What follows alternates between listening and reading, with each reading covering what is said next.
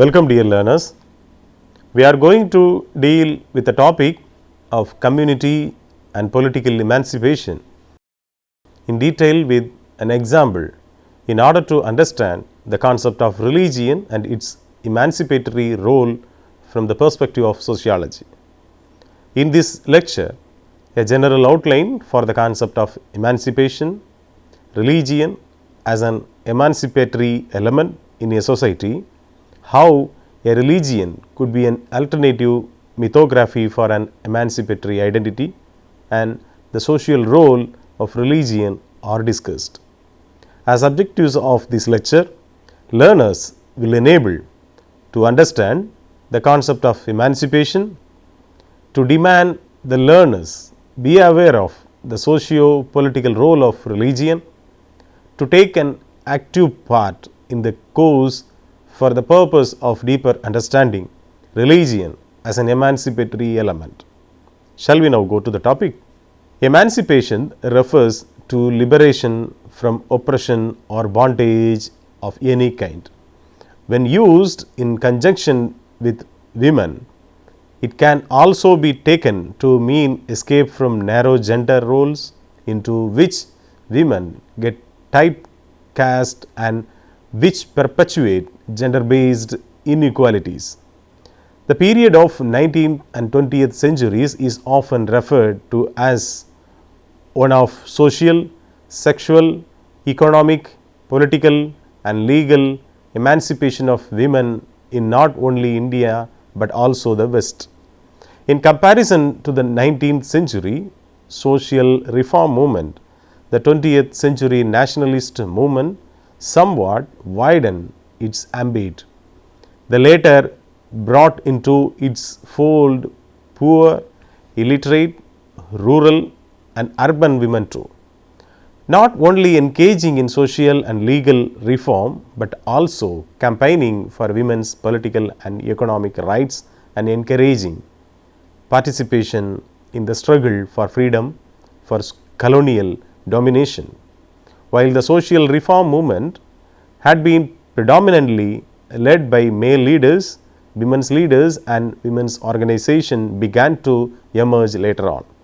Several women's movement scholars regard the period of women's emancipation as the beginnings of women's movement in India.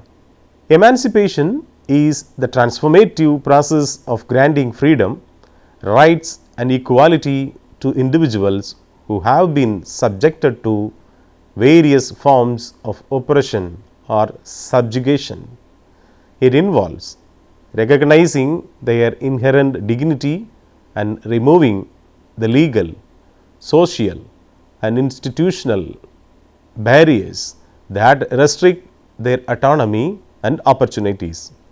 At its core, emancipation seeks to dismantle systems of inequality and discrimination, allowing individuals to exercise agency, make choices and participate fully in society. It involves the recognition of their basic human rights, including but not limited to freedom of expression, education, employment and political participation. Emancipation often emerges as a response to historical injustices such as slavery, colonialism, apartheid or gender discrimination. It represents a turning point where societies acknowledge the inherent rights and worth of previously marginalized individuals or groups.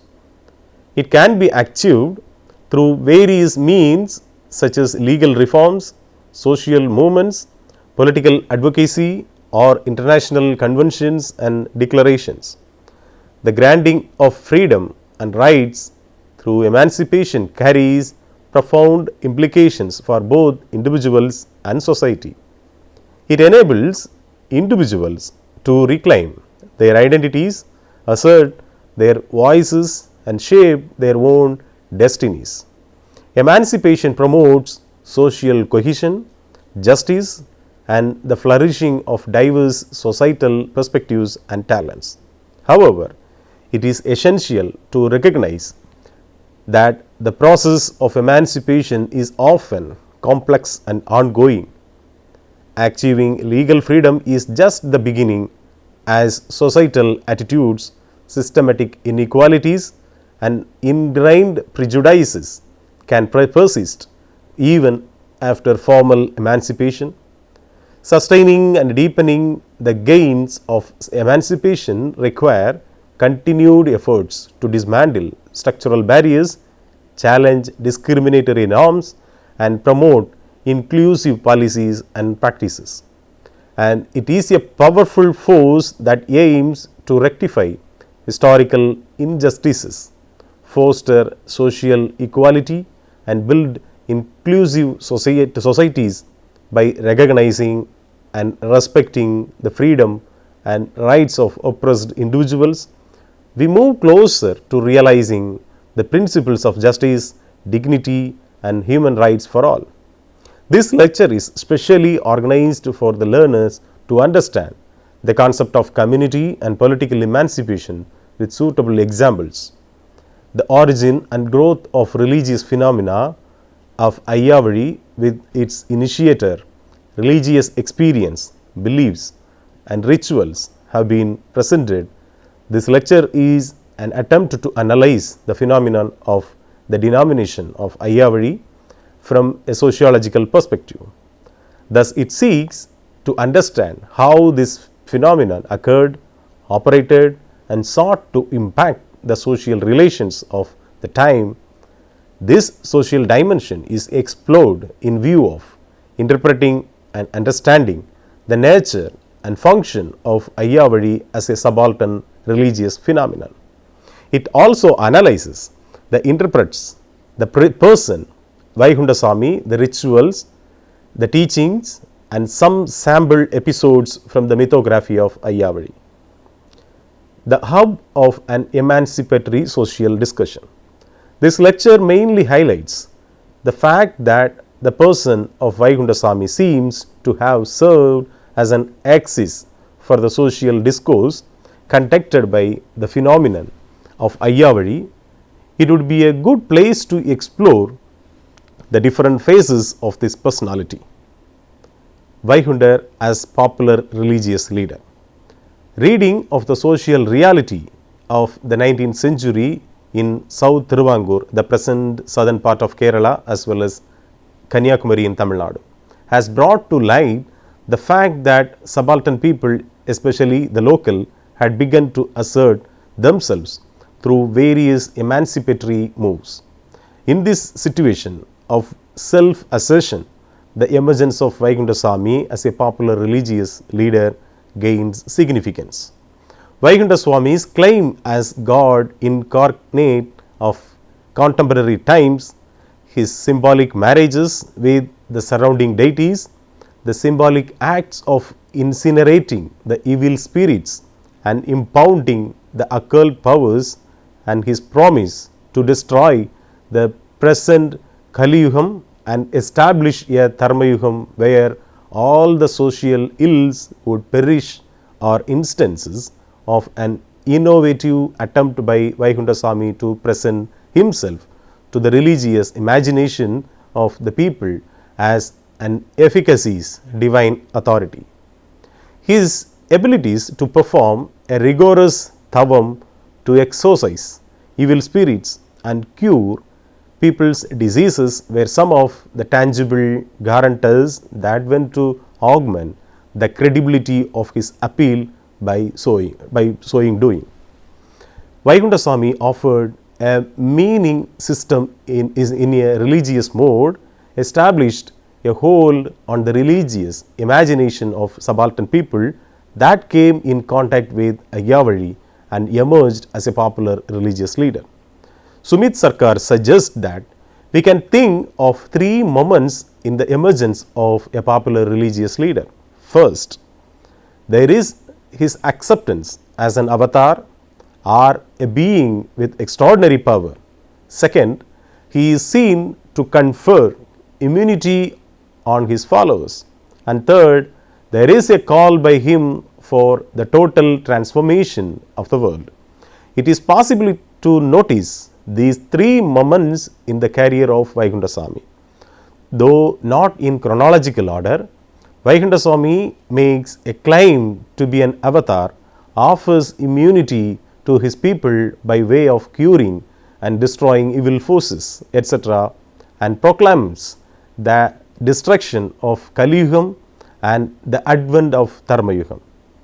This process of presenting himself as a popular religious authority seems to have been followed by a process of denying and disputing the validity of the divinities of prevalent religious universe and instead replacing them with his own authority.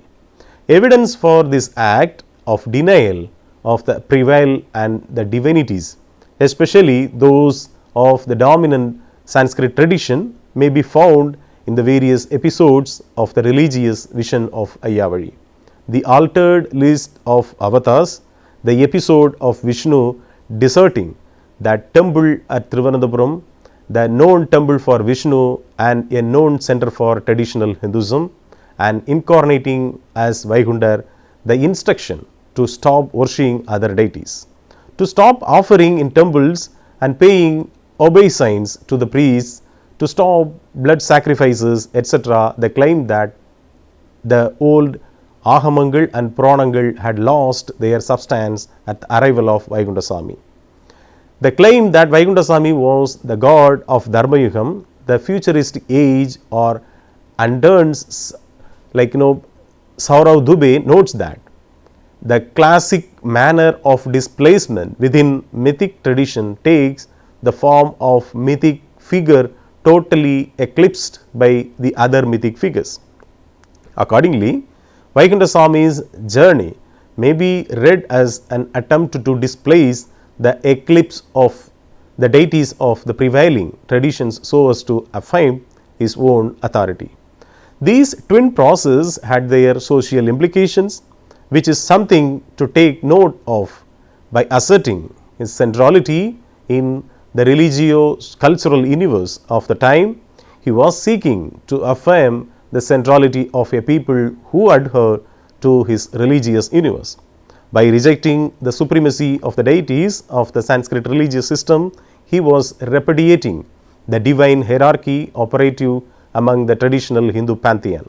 By so doing, given the close link between the religious and the social in a traditional society as a Thiruvangur, Vaikundasamy may be said to be rejecting the caste hierarchy of the given time. He thereby began to embody the social aspirations of the subaltern people and emerged as a popular religious leader, an emancipatory ritual idiom. In addition to the person of Vaikundasamy, the ritual corpus of Ayyavali can also be said to have conducted a social discourse. The individual rituals and ritual symbols, the unique features of worship, the ecstatic mode of religiosity, and the ritual healing, all these constitutive elements of the ritual corpus of Ayyavali contributed to the formation of an emancipatory ideation and a social discourse. Dear learners, let us discuss them in some detail. Rituals of resistance and subversion. Ritual makes explicit the social structure. The structure that is symbolized in ritual is the system of socially approved proper relations between individuals and groups. Religion produces community as the consequence of collective ritualistic practices and a common sharing of beliefs. Religion creates powerful symbols of social life and human existence that generate a powerful experience of social membership. With these insights, let us go deep into some of the ritual practices of Ayyavali. Thuvayal Tavasu. Thuvayal Tavasu or Thuvayal Panthi is a spiritual exercise intended to create a bond between the human soul and God. They understand it so, taking ku from the meaning of the word panthi, which means uniting in bond. First of all, the very claim of these subaltern people to undertake a tavam, that too with added rigor in its execution, and its successful completion were suitable for such spiritual exercises. Secondly, the ritual actions of bathing and washing their clothes 3 times a day, apart from establishing the importance of cleanliness to the adherents, seem to have served to project a dignified image of their psyche to the external society. Thirdly, the vegetarianism followed by the participants in this exercise seems to be an attempt on the one hand at self control and temperance, and on the other at contesting the monopoly of the practice of vegetarianism that putatively accompanied the claim for social superiority and dominance. Fourthly, the whole exercise can be taken as an attempt to bring to birth an alternate commune called Ayyavali. When wearing a white mark, the social significance of the ritual of smearing a white mark on the forehead of a follower of Ayyavali with a personal touch by the religious leader, originally by Vaikunta Swami himself, comes to light when being related to its historical context. First of all, it can be said that this ritual action presents itself as a symbolic site wherein new and alternate modes of social relations were proposed, forged and legitimated. What is immediately evident is a recasting of the priest-devotee relationship to bear upon the social reality of the time. That the priest-devotee relationship and the way it was designed to operate in a ritual ambience had correspondence with the way social relations were sought to be forged is a point already made by sociologists who have studied the performance of rituals in the Indian setting. This being the case, the point that the priest-devotee relationship that operated in Sanskritic temples, particularly in southern India, had gone to legitimizing and reinforcing a discriminatory and hierarchical social relationship needs no explanation. The practice of such ritual reinforcements or legitimation of a discriminative social relationship aided by political power helped maintain the hegemonic supremacy of the dominant groups. Against this background, the ritual of Ayyavali was recasting the priest-devotee relationship. This alternative relationship, reflective of affinity and close contact, meant a reversal of the hierarchical social relationship and of that idea of social discrimination based on purity and pollution, self-respect and courage through headgear. The ritual practice of wearing headgear during worship was and is something unique to Ayyavali, while the reverse is true of other temple worships.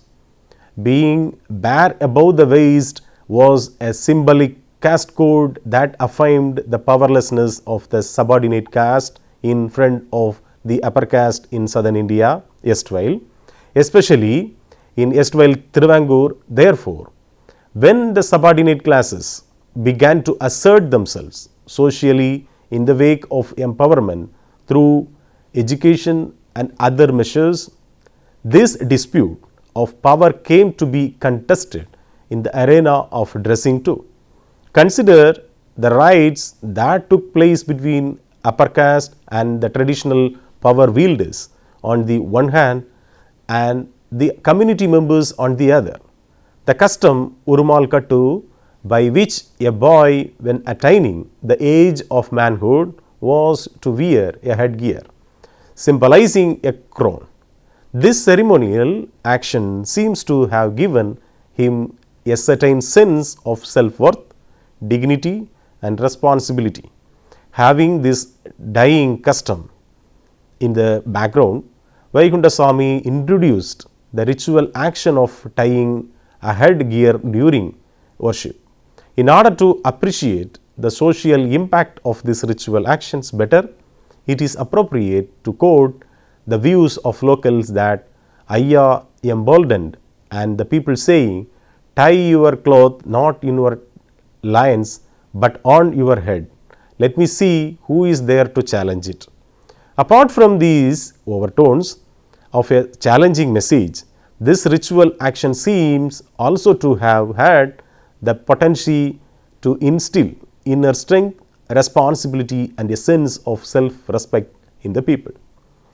Practice of worshipping in front of the mirror. The worshipping in front of the mirror, and we see it as a Vaikunthar, our God. That mirror is to see each one of us and worship each one of us as gods. It is very much appreciated that the best quote ever from Arulnul, the sacred book of Ayyavali, says, "If you know yourself, you will know your leader." Interdining and Annadharmam.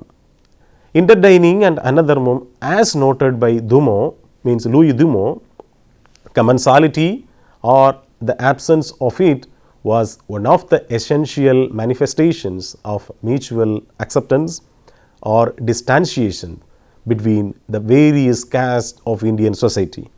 Interdining conducted in Ayyavali subverted the traditional rules of commensality by making the people dine together irrespective of their caste affiliations.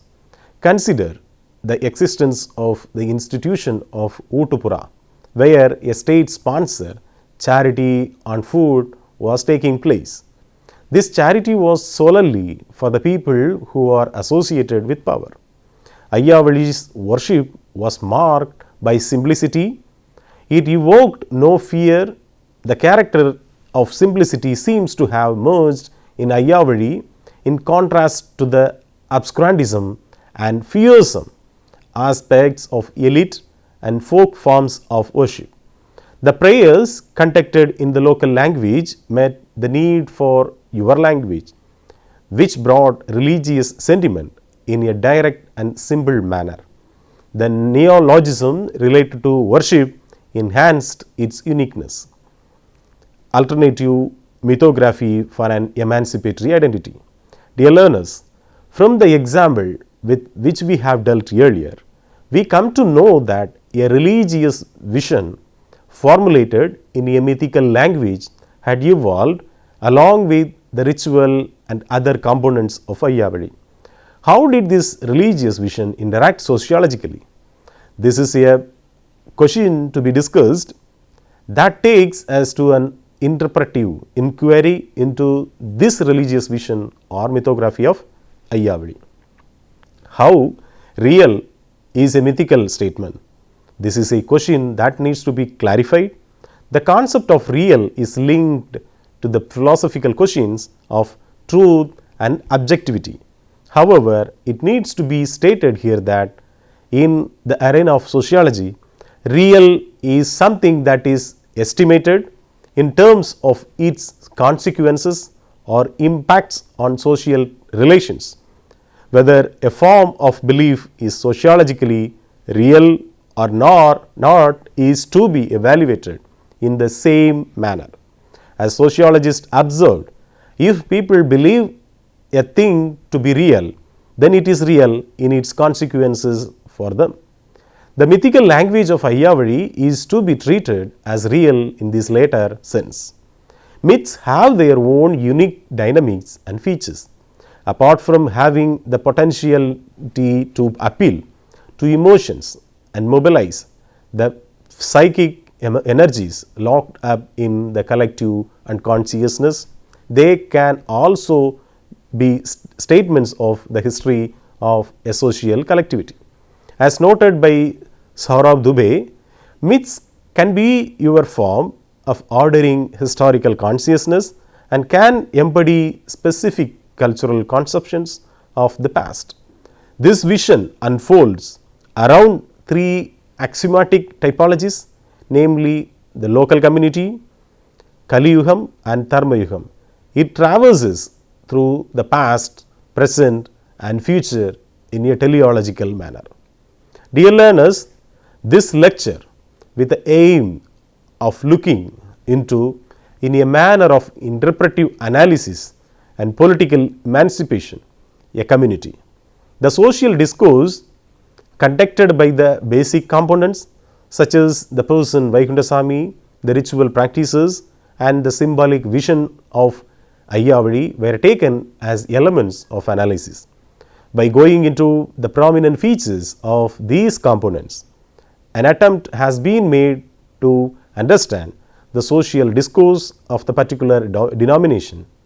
From the analysis, it appears that denominations such as the Ayyavali religious phenomenon initiated a social discourse from the standpoint of the subaltern people, that the phenomenon had gathered multitudes of people from the subaltern section of a society was, among other things, a strong indication of the fact that it responded to the aspirations of the people for a dignified life in that context. It can be said that the phenomenon with its unique features and dynamics sought to empower the subaltern people by instilling an emancipatory ideation among them. It has offered liberation to oppressed people in the form of self-awakening. It was by enabling the people to realize themselves and their potentialities that the oppressed were led to liberation. It was a way of attaining self-dignity or self-respect that was in turn a form of social awakening.